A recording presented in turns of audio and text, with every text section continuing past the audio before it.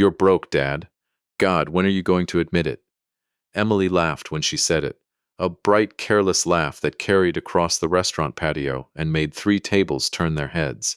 She wasn't cruel by nature. That was the part that cut the deepest. She said it the way you'd tease someone about a haircut, not knowing the words would land like a dropped anchor chain across my chest. The patio went quiet in that particular way. Restaurants go quiet, where the clinking of silverware 2 tables over suddenly sounds too loud, where a waiter freezes mid-step holding a tray of wine glasses, where nobody coughs, nobody moves. Everybody just watches the old man in the faded work jacket sit very, very still. I looked down at my hands, calloused and scarred from 40 years of running my fingers along the seams of cargo containers, and I thought about how a man can build an empire out of steel and salt water and still get folded up like a paper boat by his own daughter's laugh. Before I go further, let me know in the comments where you're watching this from tonight. And if you believe silence can hold more power than any shout, hit that like button and subscribe, because this story is about to show you exactly what that silence was hiding. My name is Nathaniel Hargrove. I'm 63 years old, and for 31 years I worked the docks of the Port of Baltimore as a marine cargo surveyor, the man they call in when an insurance company needs to know exactly why a shipment came in short, or damaged, or not at all. I taught myself to read a stack of manifests the way other men read a newspaper, to catch a single mislabeled weight buried inside 400 pages of paperwork. 6 days from that laugh on the patio, Beacon Dynamics was set to host its 20th anniversary gala downtown, the company my son-in-law ran as chief executive officer, the company that would, before that night ended, learn exactly whose name sat quietly at the top of its ownership structure. I never corrected anybody about what I had. Not the neighbors, not the men at the hardware store, not even Emily, not really. When my wife Clara died 26 years ago, I was left with a 2-year-old daughter, a stack of medical bills I couldn't see the bottom of, and a job that paid me by the container. I worked 18-hour shifts on the docks for 9 straight years before the first real break came, a partnership with a shipping insurer that turned into a firm, that turned into a holding company, that turned, eventually, into something with more zeros in it than I ever imagined possible for a man who used to eat cold sandwiches out of a lunch pail on a loading dock in the rain. I kept it small in front of Emily on purpose. I wanted her to fall in love with people, not portfolios. I never once imagined that decision would leave her standing at a dinner table one evening, laughing at a father she genuinely believed was broke. The dock still does something to me, even now. I stopped there that same afternoon before the dinner, just to walk the length of the pier the way I used to when Clara was alive, and Emily was small enough to ride on my shoulders. I got about halfway down when a container ship's horn sounded somewhere out past the breakwater, low and long, and my hand shot out on its own and gripped the rusted rail so hard my knuckles went white. My chest tightened. My breath came in short pulls. I had to stand there for almost a full minute with my eyes closed, waiting for the tremor in my legs to pass, the way I've had to do at that exact stretch of dock for 22 years, ever since the morning a hull inspection went wrong and I watched my closest friend on the survey crew, a man named Walter, go into a flooding hold and not come back out. I never told Emily about that. I never told anybody outside of Clara and, eventually, Sal, the dock worker who pulled me out of the water that day, and who has checked in on me every single year since, usually with nothing more than a phone call and a 6-pack of cheap beer. Some men carry their weight where you can see it. I carry mine in a hand that won't stop shaking near open water. I composed myself, the way I always do, and drove to the restaurant. Emily had married Preston Vance 4 years earlier, a bright, ambitious young executive who climbed the ladder at Beacon Dynamics faster than anyone in the company's history, eventually taking the corner office as CEO 18 months ago. I watched him operate from the very beginning with the quiet, careful attention of a man who used to inspect ship hulls for hairline cracks, and what I saw troubled me. Preston measured people. He did it instinctively, the way some men check a shirt tag for the brand before they decide how to greet you. He treated me, from our very first meeting, with the specific brand of patience people reserve for a distant, slightly embarrassing relative. He believed, because I let him believe it, that I was a retired dockhand living off a modest pension in a two-bedroom rambler outside the city, a man whose greatest accomplishment was raising a daughter who somehow turned out smarter and more polished than he was. That evening's dinner was supposed to be a small celebration ahead of the gala. Just Emily, Preston, his parents Richard and Diane, and me. Richard Vance had made his money 3 decades earlier in commercial real estate and never let a room forget it. Diane wore her wealth the way some women wear perfume, applied heavily and meant to be noticed from across a room. I arrived in my work jacket, boots scuffed from the dock walk I hadn't quite shaken off yet, and I watched Richard's eyes travel down the length of me and land, with real disappointment, on my shoes. The insults started small. Diane asked, with a smile that didn't reach her eyes, whether I'd found a good deal on heating oil this winter, the way you'd ask a child if they'd finished their vegetables. Richard mentioned, unprompted, that he'd just closed on a second home in Naples, and then looked at me expectantly, as if waiting for me to admit I couldn't fathom such a thing. I answered plainly when he asked what I used to do for a living. I told him I spent my career inspecting cargo on the Baltimore docks. It was the truth.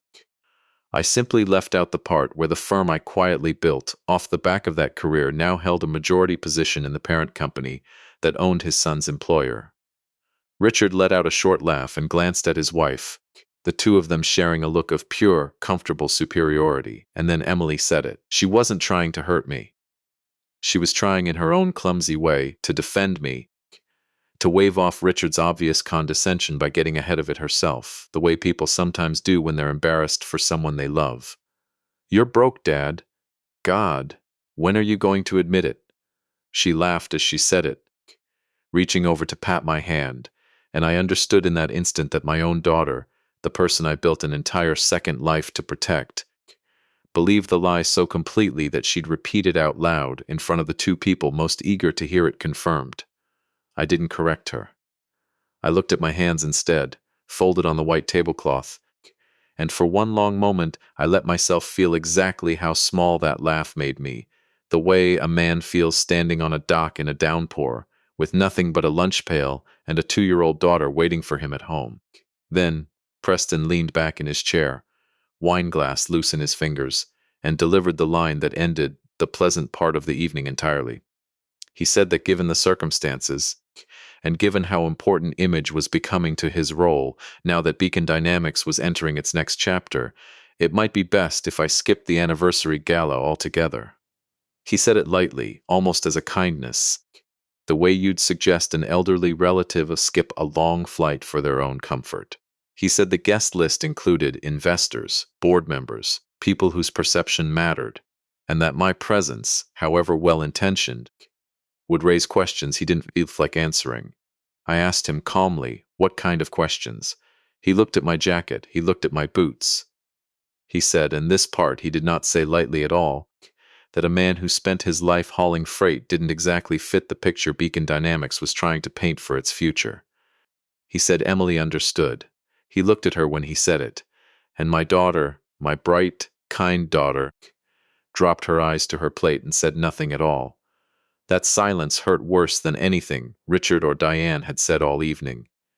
It confirmed something I had suspected for months, and refused to look at directly, that whatever Preston was becoming inside that company, my daughter had learned to make herself small around it too. I didn't raise my voice. I've spent a career learning that a raised voice tells your opponent exactly where your weakness is. I finished my water, thanked them for dinner, and told them I had an early morning. Emily hugged me at the door, quick and a little guilty, and told me she'd call me during the week. I told her I loved her, because I did, more than any fortune I'd ever built, and I walked out into the cool evening air with the distinct, settling feeling of a man who has just watched a door close on a room he built with his own hands. I did not drive home. I drove to the docks. There's a particular kind of quiet that settles over a working port after the last shift clears out, cranes standing black and skeletal against the sky, the water slapping low and steady against the pilings. I parked near the old inspection office, long since converted to storage, and sat in my truck for a long while just breathing, letting the tightness in my chest ease the way it always does once the shaking passes. My phone buzzed against the passenger seat. It was Sal. Sal Reyes had worked those docks even longer than I had, 42 years moving from deckhand to crane operator to, in his later years, a quiet, unofficial watchdog over every container that came through Gate 14.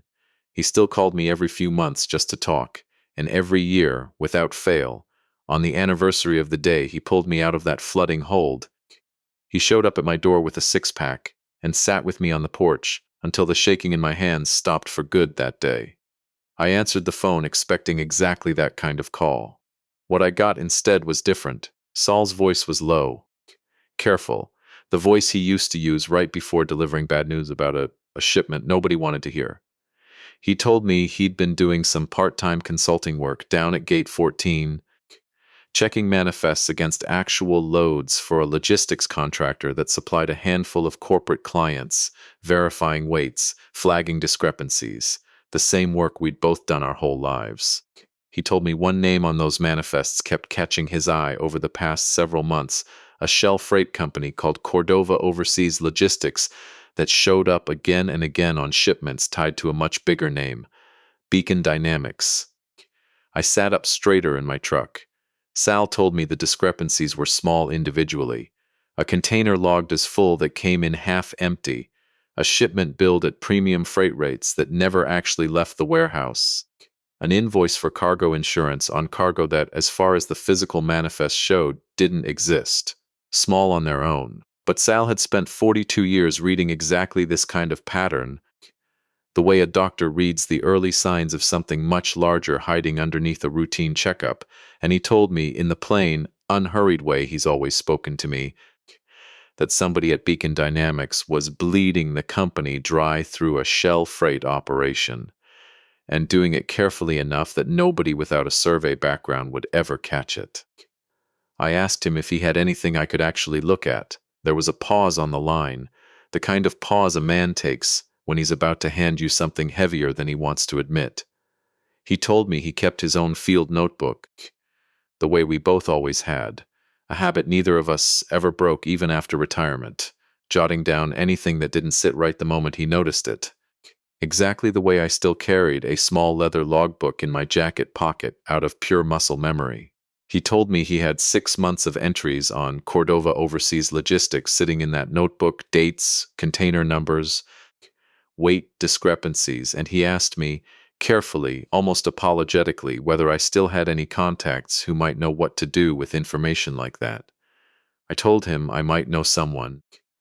I sat in that truck for a long while after the call ended, watching the black water move against the pilings, feeling something shift inside my chest that had nothing to do with the old fear from that flooding hold. Preston Vance had told me, less than 2 hours earlier, that a man who spent his life hauling freight didn't fit the picture his company was trying to paint. He had no idea that the very language of freight and cargo and manifest weight was about to become the instrument that unmade him. He had no idea that the quiet old man in the work jacket he'd just uninvited from his own gala held, through a blind trust his own board had never once questioned, the majority ownership of the parent company that employed him. He had no idea that his father-in-law had spent 31 years learning to read exactly the kind of lie now sitting in Sal Reyes' field notebook. I drove home with both hands steady on the wheel for the first time in hours, past the turn for my own quiet street, and pulled instead into the gated lot beneath the glass tower downtown, where Victor Alvarez, my attorney and the sole architect of the trust that had kept him off every public record tied to Beacon Dynamics' parent company for the better part of a decade, still kept a private office he rarely used before sunrise. The night guard at the private elevator didn't ask for identification. He never has. He simply nodded and pressed his badge against the reader, and the doors slid open onto the 41st floor. Victor was already there when I stepped out.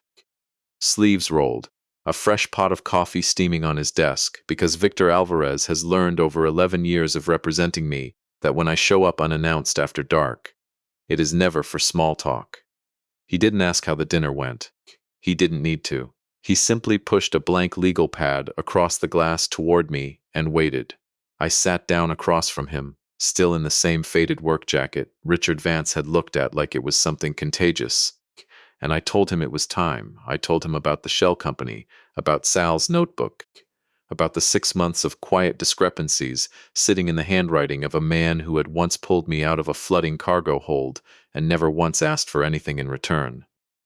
I told him about the gala, 6 days out, and the guest list Preston didn't want me anywhere near, and I told him, in a voice that came out steadier than I expected, that I wanted every account tied to Cordova Overseas Logistics traced back to its source before that gala ever began, because I intended to walk through those doors anyway, and when I did, I wanted the truth walking in right behind me. Victor didn't smile exactly, but something in his expression sharpened. The particular look of a man who has been waiting a long time for permission to do the thing he does best. He picked up his phone and started making calls before I'd even finished my coffee. Somewhere across the city, in a house he believed was decorated with the fruits of his own brilliance, Preston Vance was almost certainly asleep, dreaming of the gala where he would stand on a lit stage as the undisputed rising star of an empire he had no idea he did not actually control. He had 6 days left to enjoy that dream. I intended to spend every one of them making sure it ended exactly where it needed to. The forensic work began before the sun came up. Victor had a small team he trusted absolutely. 3 former federal auditors who now worked exclusively for the trust, people who understood that discretion mattered as much as accuracy. By the time I arrived back at the 41st floor office 2 mornings later, carrying Sal's leather field notebook wrapped carefully in a plastic sleeve, the way I used to protect damaged cargo documentation from the rain, the team had already cross-referenced 6 months of Cordova Overseas Logistics filings against Beacon Dynamics public shipping contracts. Victor met me at the elevator himself, which told me everything before he said a single word. He led me into the conference room where a woman named Priya Nair, the lead auditor, had covered one entire wall with printed manifests, invoice trails, and a hand-drawn diagram connecting a tangle of vendor names back to a single registered address in Wilmington, Delaware, a mail drop above a nail salon that existed, as far as anyone could tell, purely on paper. Priya didn't waste time on pleasantries. She'd been briefed on exactly who I was and exactly what was at stake, and she walked me through the pattern the way I might once have walked an insurance adjuster through a damaged hull. Cordova Overseas Logistics had been registered 14 months earlier, roughly 2 months before Preston Vance took over as Chief Executive Officer. Since then, it had billed Beacon Dynamics for freight and warehousing services on 11 separate shipments. Sal's field notes, cross-checked against actual port records, confirmed that 7 of those 11 shipments never physically existed at the weights or volumes billed. 2 more had been billed at premium expedited freight rates for cargo that, according to dock logs, sat in a warehouse for 6 weeks before shipping standard. The money difference wasn't dramatic on any single invoice. That was the design. It bled slow. The way a hairline crack in a hull doesn't sink a ship in an hour. It sinks it over a season, quietly, while everyone above deck keeps believing the vessel is sound. I asked Priya where the money went after it left Beacon Dynamics. She pulled up the last board she'd assembled, a simple flowchart, deliberately kept clean because Victor had told her I preferred substance over spreadsheets. The funds moved from Cordova into a holding account, and, from there, into a private real estate acquisition fund that traced, through 2 additional shell layers, back to Richard Vance. Not Preston alone. His father was catching the overflow, funneling stolen operating capital into commercial property purchases under a family trust, with Diane listed as co-trustee. I stood there for a long moment, looking at that diagram, thinking about Richard's watch, about the second home in Naples he'd mentioned so casually over dinner, about the particular satisfaction in his voice when he'd asked me what exactly I'd done for a living before I retired to my quiet, unremarkable life. I asked Priya the number that mattered most. Not the total stolen, though that figure alone made my jaw tighten, just under $6 million over 14 months. I asked her what that money would have funded if it had stayed where it belonged.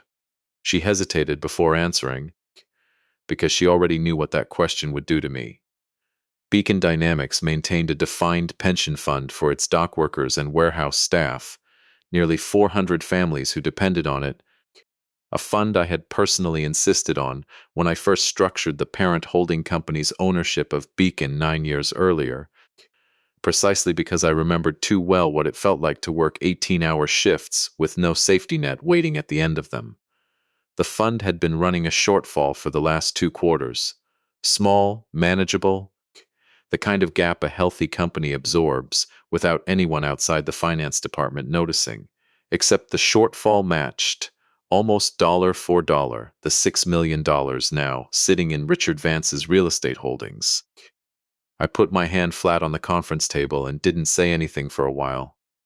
I thought about the men and women who worked those same docks I once worked, the ones I never met personally, but had spent 9 years building a company specifically to protect, families counting on a pension they had no idea was being quietly hollowed out to fund a father-in-law's beach house. I thought about my own 9 years hauling freight with Emily asleep in the passenger seat of my truck because I couldn't afford childcare, skipping meals so she could eat, promising myself that no family working under whatever I eventually built would ever face that same choice. Preston hadn't just stolen from a balance sheet. He had reached into the exact promise I made 26 years ago and started quietly breaking it, one falsified manifest at a time. Victor watched me carefully. He asked if I wanted him to call the authorities immediately, to freeze the shell accounts before the gala, to end this cleanly and quietly through the courts. I told him no. Not yet. I told him I wanted the evidence airtight, every dollar traced through legitimate channels, nothing pulled from an account we didn't have lawful access to, nothing that could later be thrown out because someone accused us of overstepping.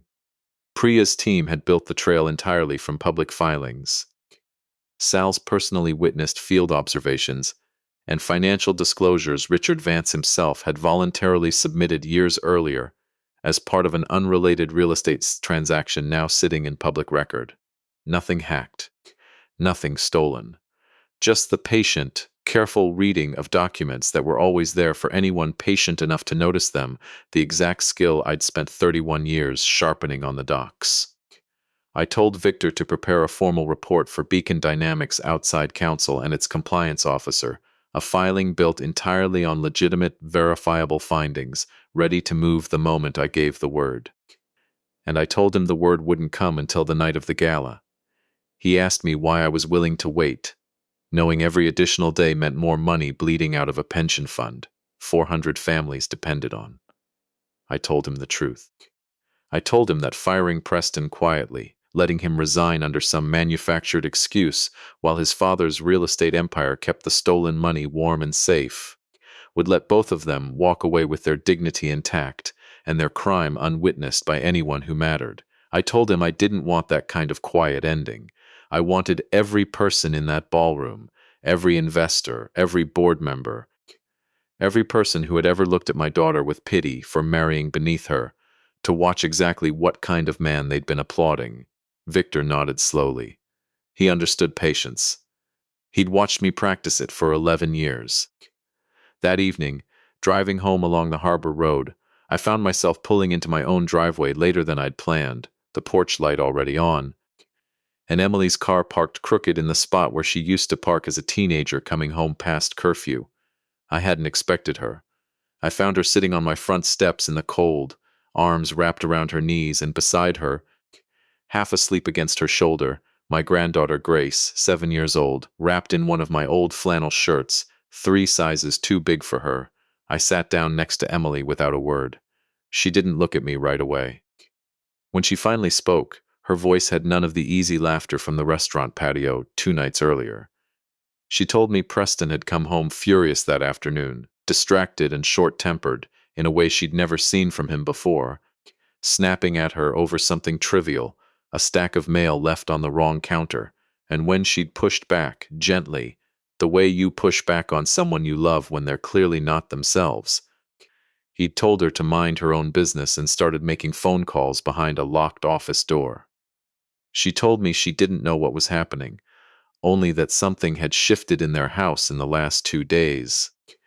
Something cold and unfamiliar, and she'd found herself driving to my house without entirely deciding to, the way you drive toward the one place that's always felt safe without needing a reason.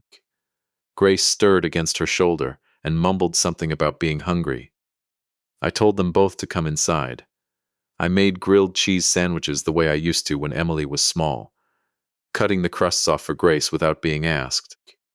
And while the bread crisped in the pan, Emily wandered into my living room and stopped in front of the old cedar bookshelf, where I kept, among other things, a small carved wooden box I'd made myself out of a piece of driftwood decades earlier, the summer after Clara died. Grace found it first. She lifted the lid before I could stop her, curious the way 7-year-olds are curious about everything, and pulled out the small brass pocket compass that had sat inside that box. Untouched for 26 years, she asked me what it was. I told her it had belonged to her grandmother, that Clara used to say a man could lose his way in a storm but never lose his way if he kept his compass close and his people closer. It was the kind of thing that sounded simple, coming out of a child's small hands, turning the brass casing over in the lamplight, and it landed on me harder than I expected, the ache of Clara's absence rising up sudden and sharp the way it still does sometimes, 26 years later, in rooms full of nothing but ordinary evening light. Emily was watching me from across the room, and something in her face had changed, softened, the way it used to when she was young enough to still climb into my lap during a thunderstorm. She asked, quietly, almost afraid of the answer, why I never talked about her mother. Not really. Not the details, not what Clara was actually like beyond the handful of stories I repeated at birthdays and holidays. I didn't answer right away. I finished plating the sandwiches, set them down in front of Grace, and sat across from my daughter at the same kitchen table, where, 26 years earlier, I used to balance freight ledgers by hand until midnight while she slept in the next room. And then, for the first time in longer than I could remember, I let myself talk about Clara the way I never had, not the polished version, the real one, how she used to sing off-key doing the dishes, how she'd worked 2 jobs alongside me, those first hard years without ever once complaining, how the last thing she ever said to me, in a hospital room too bright and too quiet, was that she was afraid I would build Emily a safe life and forget to teach her how to recognize an unsafe one. I told Emily I thought about that warning more in the last 2 years than I had in the 24 before it. She started crying before I finished the sentence, quiet at first, then harder, and I did something I don't do easily. Something that doesn't come naturally to a man who spent his whole life keeping his hands steady and his face still in front of people trying to read him. I got up, walked around the table, and pulled my daughter into my arms the way I used to when she was small enough to carry, and I held her while she cried into my shoulder, both of us finally letting go of some careful distance we'd kept between us for longer than either of us wanted to admit. Grace watched us from her seat, sandwich forgotten, her small face serious in the way only a child's face can be when they sense something important happening that they don't yet have words for. When Emily finally pulled back, she wiped her eyes and asked me, in a small voice, whether I thought Preston was in some kind of trouble. I chose my words the way I choose every word when the truth is heavier than the person asking is ready to carry. I told her I thought something was wrong, yes, and that whatever it wasn't hers to fix and it wasn't hers to hide from. I told her that no matter what happened in the coming days, she and Grace would always have a door that opened here. No conditions, no questions asked first. She nodded, and something in her shoulders eased, just slightly, the posture of someone who has been holding her breath without realizing it, and finally lets a little of it out. Grace, still turning the brass compass over in her small hands, looked up at both of us and asked the question that neither Emily nor I had quite managed to ask out loud. She asked why Grandpa still wore the same old jacket, even though her friend at school said her family had way more money than everybody else. She wasn't trying to be clever. She was 7, and the question came out plain and unguarded the way only a child's question can, cutting straight past every careful arrangement the adults in the room had spent years maintaining. I looked at her for a long moment before I answered. I told her that having money never made anybody a good person, and not having it never made anybody a bad one, that the measure of a man was what he did with his hands and his time when nobody was watching, not what label sat on his jacket. Grace considered that, with the total seriousness of a small child weighing a large idea, then went back to buttering her sandwich as if the matter were fully settled. And I found myself thinking that a 7-year-old had just articulated, more clearly than any boardroom presentation Victor's team could put together, exactly what this entire fight was actually about. Emily and Grace stayed the night.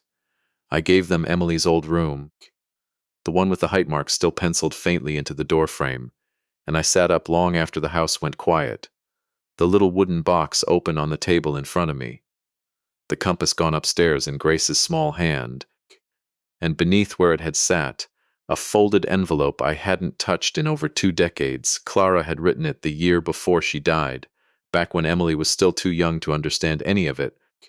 A letter she'd asked me to give our daughter someday, when the time felt right. I'd carried that letter through 26 years of quiet grief without ever finding a day that felt right enough. I didn't open it that night either.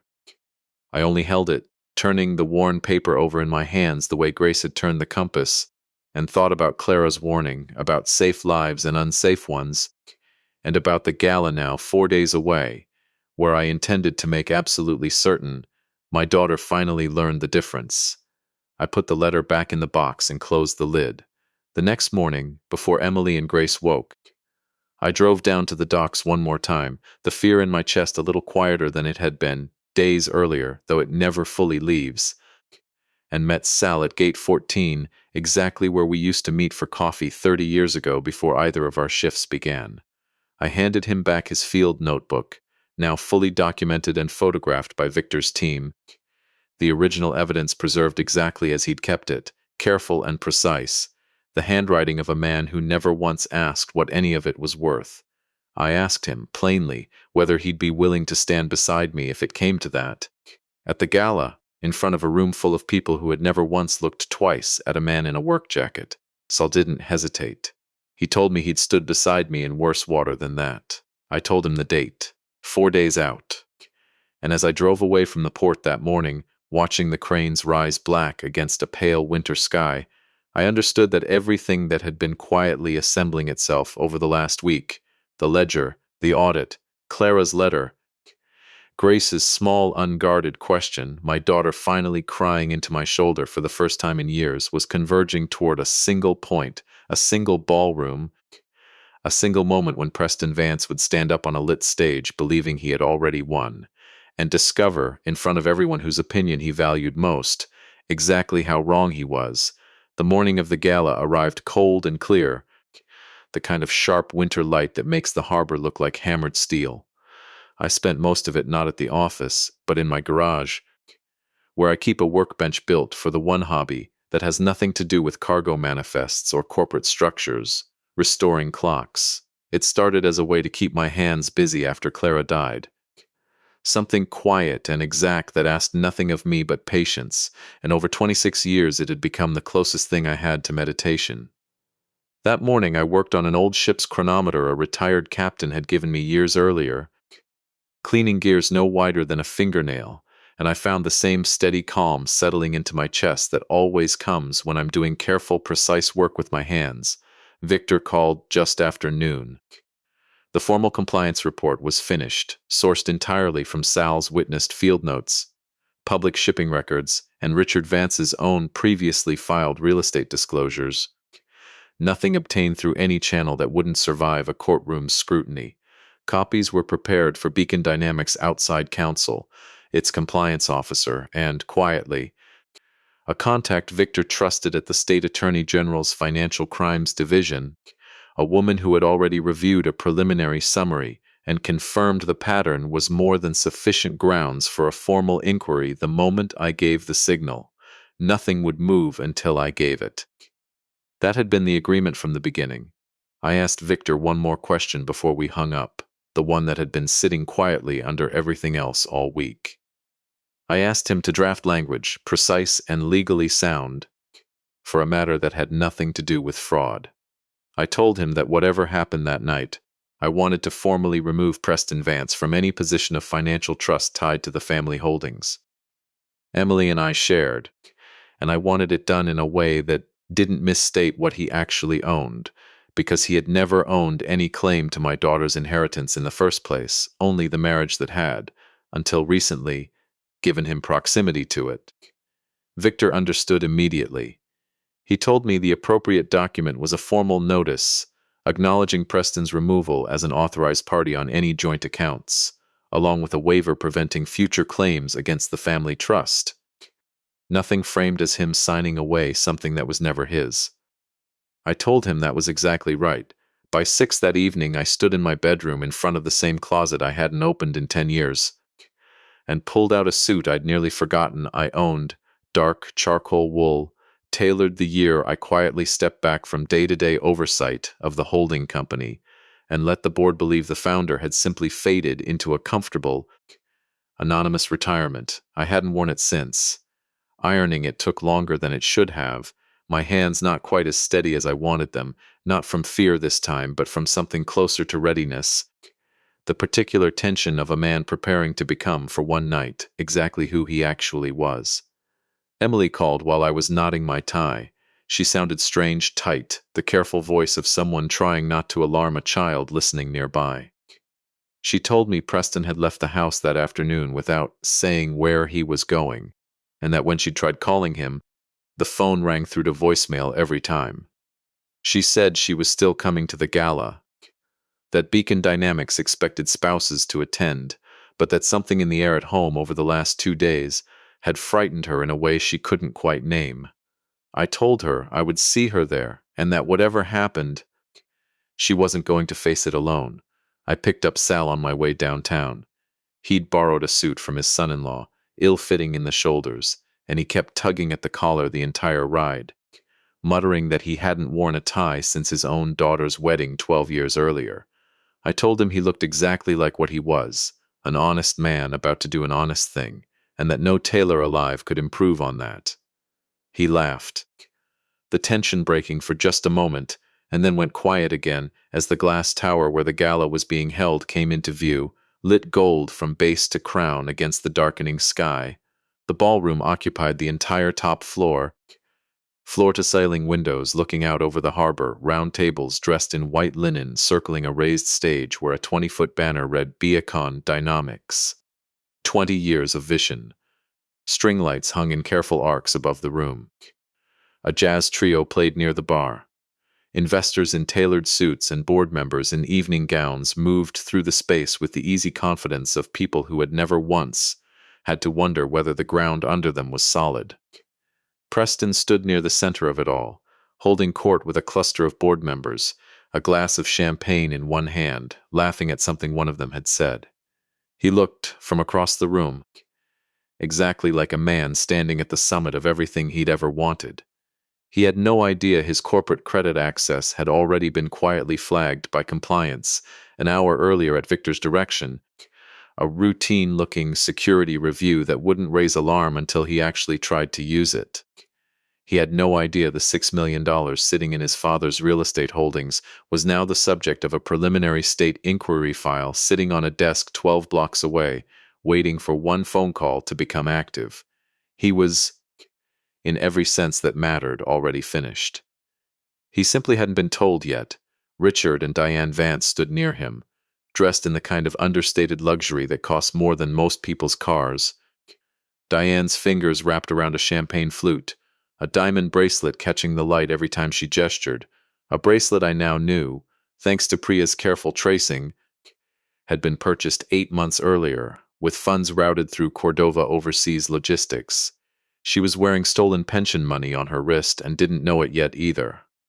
I found Emily near the entrance, standing slightly apart from the crowd in a simple navy dress, Grace's small hand wrapped around her mother's for reasons I understood, without asking. A 7-year-old sensing tension in a room built to hide it. Emily's eyes went wide when she saw me. I don't think she'd ever seen me in a suit like that one. She opened her mouth to say something and then closed it again, studying my face like she was trying to read a language she half remembered from childhood. I told her simply that it was time she learned the whole truth, and that I needed her to trust me for the next hour, the way she'd trusted me as a little girl riding on my shoulders down that same waterfront. She nodded slowly, still confused, still holding Grace's hand, and I made my way toward the stage. Sal walked with me. At the edge of the platform, Victor was already waiting, having arrived separately an hour earlier, his own quiet nod confirming that everything was in place, compliance briefed, the Attorney General's contact standing by on a secured line, ready to move the instant I gave the word. I climbed the 3 short steps onto the stage, and the room gradually began to notice. A murmur rippled outward from the tables nearest the platform, spreading the way water spreads from a dropped stone. The jazz trio faltered, the pianist glancing up mid-phrase before letting the song trail into silence. Preston turned first, mild irritation flickering across his face at the interruption, the look of a man who assumed someone else's mistake was about to embarrass someone else. Then his eyes found me standing at the microphone in a suit he'd never seen, flanked by Victor and by a weathered dockworker in an ill-fitting borrowed tie, and I watched something shift behind his expression, confusion first, then the beginning of something closer to fear. I didn't raise my voice when I began. I've spent my whole career learning that certainty carries further than volume ever could. I told the room my name, and I told them the truth I had kept quiet for over a decade, that I was the majority shareholder and chairman of the holding company that owned Beacon Dynamics, that I had built the freight and logistics network, that eventually became this company from a single hand-me-down delivery truck, and a young widower's refusal to let his daughter grow up hungry. A few of the older board members near the front, the ones who'd been with the company since its early acquisition years, went pale almost instantly, recognition dawning on faces that had heard my name only in old paperwork. Never expecting to see it standing in front of them in the flesh, Preston let out a short, disbelieving laugh, the kind of laugh people use to steady themselves when the ground has just moved beneath their feet. He said, loud enough for the nearby tables to hear, that this had to be some kind of joke, that the founder of the parent company was a recluse who hadn't set foot in a boardroom in a decade. Certainly not a retired dockhand in a used-up work jacket. He'd personally uninvited from this very event 3 nights earlier. I told him the jacket was for the docks. Tonight called for something else. I nodded to Victor, who stepped to a laptop connected to the room's projection screen, and the 20-foot banner behind me dissolved into a single clean image, a photograph of a shipping manifest, Sal's careful handwriting visible in the margin beside a printed weight that didn't match the container it described. I explained, plainly, without technical jargon, exactly what the room was looking at. A documented pattern of falsified freight invoices routed through a shell company, funds diverted out of Beacon Dynamics and directly into private real estate holdings. I said the total came to just under $6 million over 14 months, and that the shortfall it created had already begun eating into the pension fund that supported nearly 400 dockworkers and warehouse staff, men and women whose names would never appear on any banner in this room, but whose labor was the actual foundation everyone here was currently drinking champagne on top of. The color drained from Richard Vance's face so completely that for a moment I thought he might actually need to sit down. Diane's hand rose instinctively to the bracelet on her wrist, as if she could somehow hide it from view by covering it with her other palm. Preston stepped toward the stage, his composure cracking at the edges, insisting the figures were fabricated, that this was some kind of hostile attempt to seize control of the company, that he would have his own legal team review every document before anyone believed a word of it. I let him finish. Then I told him, still without raising my voice, that every source behind those documents was already lawfully verified, nothing obtained improperly, nothing that wouldn't hold up in front of a judge, and that the state's Financial Crimes Division already had a preliminary file open on his father's real estate holdings, waiting on a single phone call to become an active investigation. That was when Richard, red-faced and desperate, made the mistake that sealed whatever thin chance he had left of talking his way out of that room with his reputation intact. He pointed a shaking finger at me and said, loud enough for half the room to hear, that a man who spent his career hauling freight had no business lecturing his family about legacy, that whatever fortune I'd apparently hidden away didn't erase what he called my late wife's charity, some tax shelter dressed up as sentiment, a jab meant to wound me the way he'd once wounded me over dinner, with talk of heating oil and pensions. The room went dead silent at that, the kind of silence that has weight to it, and I felt something cold and steady settle over me. The same stillness I used to feel standing over a damaged hull, deciding exactly where to place the first cut. I told Richard that my late wife's name did not belong in his mouth, and that everything he was about to lose tonight, he had earned entirely on his own. It was in that silence that Emily moved. She had been standing near the back of the room this entire time, Grace's hand still in hers, watching her husband unravel in front of 200 people. I hadn't asked her to say anything. I hadn't expected her to. But she stepped forward now, out from the crowd, and walked straight up the center aisle toward the stage, her voice carrying with a clarity I hadn't heard from her since she was a determined, headstrong teenager arguing a point she refused to back down from. She said that she had spent the last 4 years slowly making herself smaller in her own marriage, without fully understanding why, and that watching her father stand up here tonight, calm and steady, while the people who had mocked him for years came apart in real time, had shown her exactly what her husband had been hiding beneath all his polish. She turned to Preston directly, not to me, and told him that she was done pretending not to notice the parts of him that frightened her, the frozen accounts, the locked office door, the way he'd told her 3 nights earlier that a man who hauled freight for a living didn't belong in the same room as his future.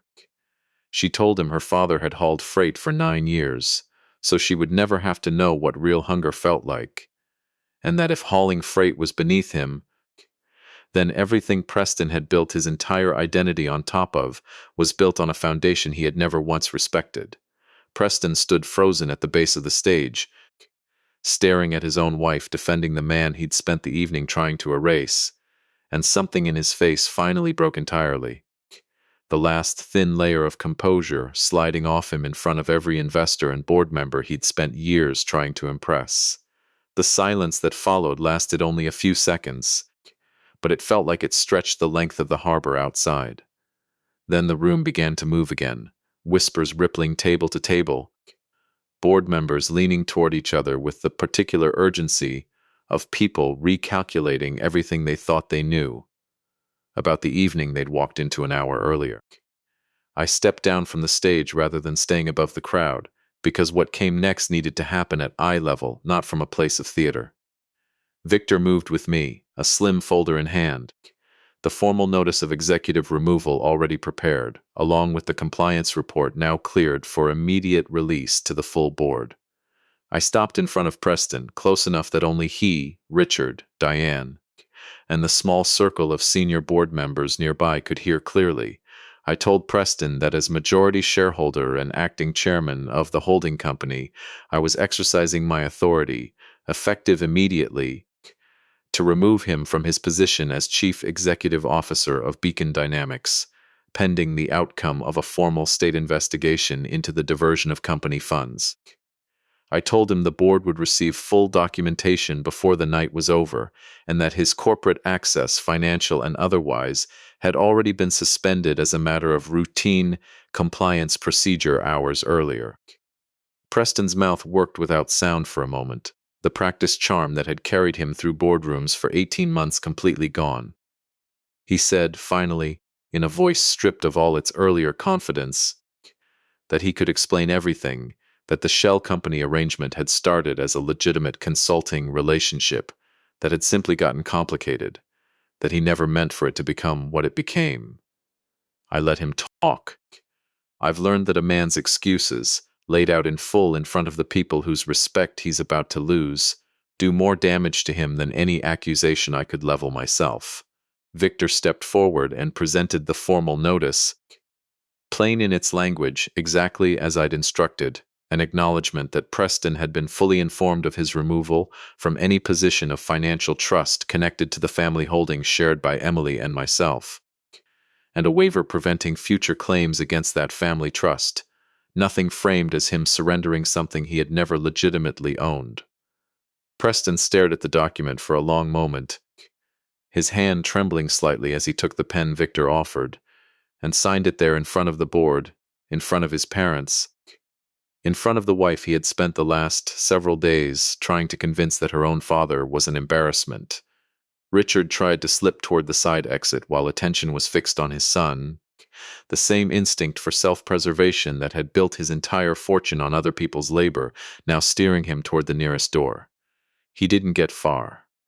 Two of the senior board members, men who had known me for years under a different understanding of who I was, blocked his path without being asked, more out of stunned disbelief than any coordinated effort, simply standing in the way of a man they could no longer look at the same way. Richard stopped, chest heaving, and for the first time all evening looked genuinely afraid rather than merely inconvenienced. Deanne didn't try to run.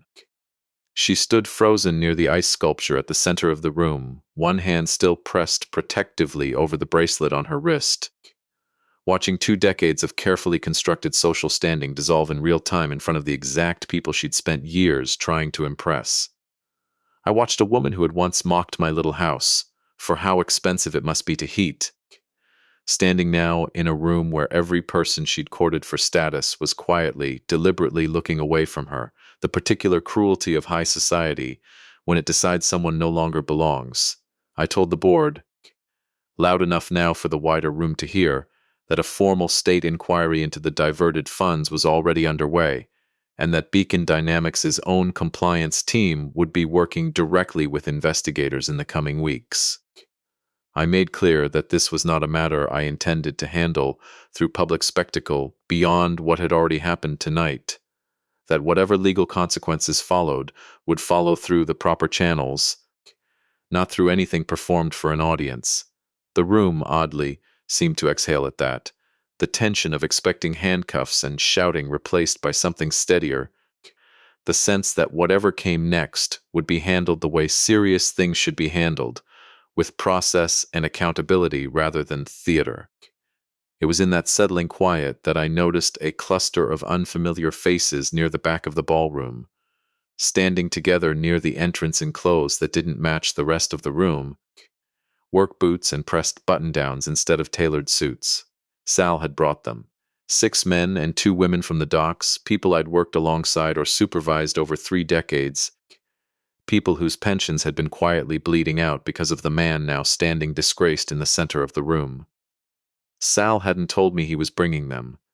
He'd simply made a few calls that afternoon, and they'd come, not to make a scene, not to celebrate, just to stand quietly near the back of a room they'd never normally have access to, bearing witness to something that mattered to their families. Whether they said a single word about it or not, nobody had asked them to be there. That was exactly the point. Emily found me a few minutes later, Grace half asleep against her shoulder, the whole evening finally catching up to a 7-year-old who'd stayed up well past her bedtime, watching adults she loved come apart and come together in ways she wouldn't fully understand for years. Emily's eyes were red, but her face had a steadiness in it I hadn't seen there in longer than I wanted to admit. She asked me, quietly, why I'd never told her the truth, not tonight's truth about the company, but the older truth, the one about who I really was underneath the work jacket and the modest house and the careful, quiet life. I told her the truth, the whole truth, standing there in a ballroom, slowly emptying of people who no longer had any reason to stay. I told her I built an entire fortune specifically so she would never have to know hunger the way I did, and then made the mistake of thinking the best way to protect her from that fortune's dangers was to hide it from her completely, rather than teaching her how to recognize the kind of person who would only ever love her for it. I told her that was my failure, not hers, that I should have told her the truth the day she brought Preston home for the first time, and I saw, even then, the particular way his eyes moved across our modest living room, cataloging and measuring rather than simply seeing. I told her I stayed silent because I wanted so badly for her to be loved for exactly who she was, and instead my silence had left her defenseless against a man who only ever loved the idea of what I apparently had. Emily didn't say anything for a long moment. Then she reached out and took my hand, the way she used to as a little girl crossing a busy street, and told me that whatever mistakes either of us had made, we were standing on the other side of them now, together, and that was worth more to her than any apology could add. I walked her and Grace out to the car myself, Sal and the dock workers falling into step alongside us without a word needing to be said, and it was there, in the quiet of the parking garage beneath the tower, engine idling and Grace fully asleep now in her booster seat, that I finally told Emily about the box. I told her about the letter her mother had written her before she died, sitting for 26 years in a small wooden box on my bookshelf, waiting for a day that finally felt right. I told her I thought that day had finally come. I drove them back to my house instead of Emily's empty one, made a pot of tea while Grace slept soundly on the living room couch, and set the small wooden box on the kitchen table between us the way I had 2 nights earlier, except this time I opened it fully, lifted out the folded envelope beneath where the compass had sat, and handed it to my daughter with hands that, for once that night, weren't shaking from fear at all. Emily unfolded the letter carefully, the paper soft and worn at its creases from decades of careful storage rather than handling, and read it out loud in a voice that broke and steadied and broke again. Clara had written it plainly, without drama. A mother's ordinary worry set down on paper for a daughter too young to read it yet, that she hoped Emily would grow up surrounded by love, that never once asked what it could get in return, that money changes the shape of the people drawn toward it, and Emily deserved to know the difference between being loved and being valued, and that if anything ever made her feel small for who her family really was, she should remember that her father built everything he built with nothing but his own 2 hands and a promise to never let her go hungry, and that kind of foundation would always be worth more than any inheritance.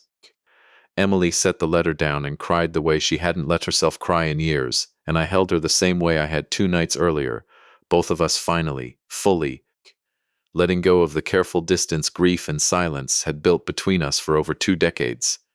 The weeks that followed moved with the slow, deliberate certainty that real justice usually does. Nothing like the swift theater of that night, but steady and thorough, all the same.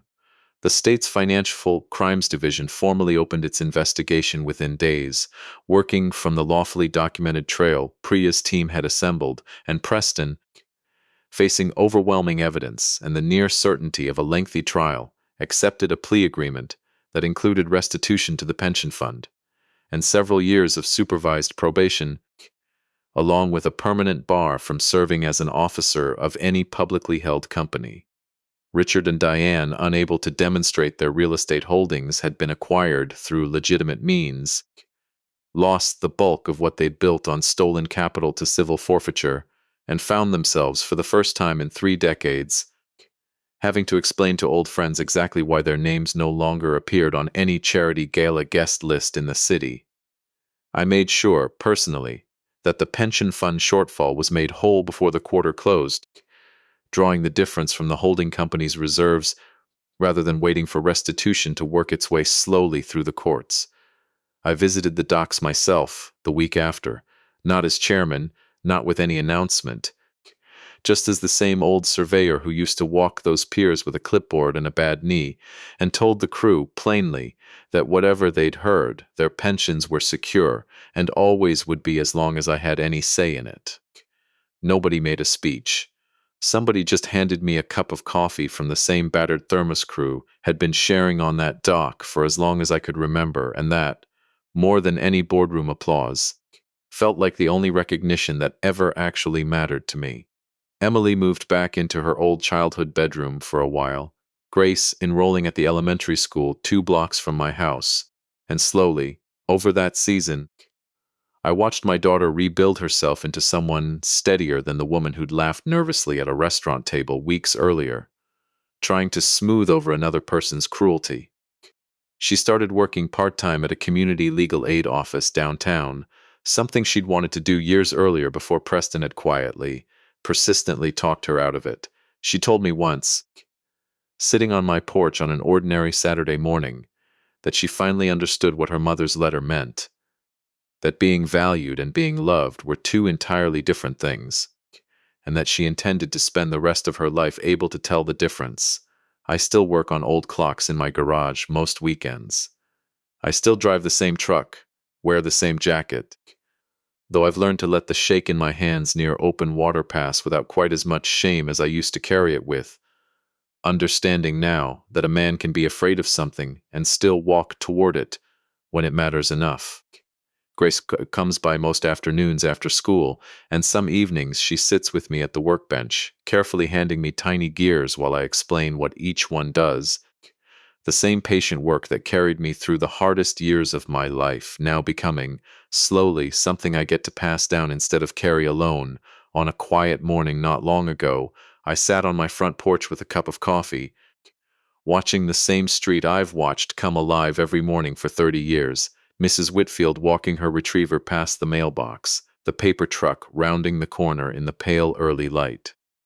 The screen door opened behind me, and Emily stepped out with her own mug, sitting down on the step beside me without a word, the same comfortable silence we'd finally learned how to share. I thought about Preston, somewhere now living a smaller life than the one he'd tried so hard to build on other people's labor. I thought about Richard and Diane, learning, slowly and painfully, what it feels like to be measured by people the way they had once measured me. But mostly I thought about Grace's small, unguarded question that first night, why Grandpa still wore the same old jacket even with all that money sitting behind his name. And I understood finally, sitting there in the quiet morning light with my daughter's shoulder against mine, that the answer had been true long before any of it started, and would stay true long after all of it faded. A man's worth was never in what he owned. It was in what he built with his hands, who he protected with his silence, and who he chose to finally tell the truth to when the truth mattered most. The greatest fortune I ever built wasn't sitting in any trust account downtown. It was sitting right there on the porch step beside me, drinking coffee in the morning light, finally, fully home. If this story reminded you that quiet strength always outlasts loud arrogance, share it with someone who needs to hear it, and tell me in the comments where you're watching from tonight.